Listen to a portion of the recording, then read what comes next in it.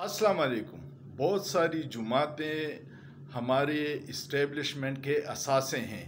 लोग उसको B team कहते हैं, मैं असासा कहता हूँ, और वो बग़ैर किसी इशारे के एक्टिव नहीं होते।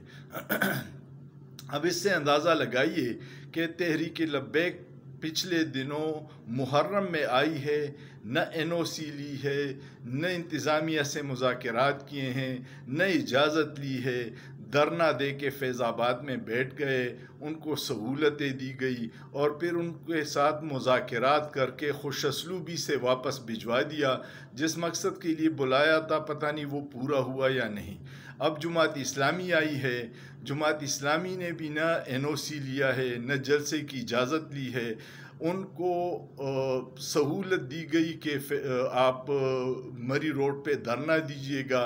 उनके जितने कारकुन गिरफ़्तार किए थे उनको फ़ौरन रिहा करने का हुक्म आया।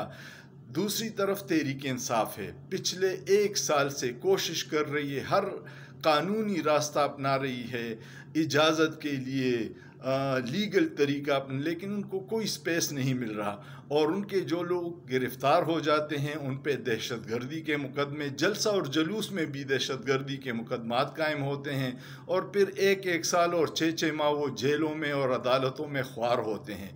इसमें लोगों के लिए निशानियां हैं जो अकल इस्तेमाल करते हैं कि जुमात इस्लामी और तहरीक लब्बैक किसके कहने पे आई हैं और कौन उनका फैसिलिटेटर है।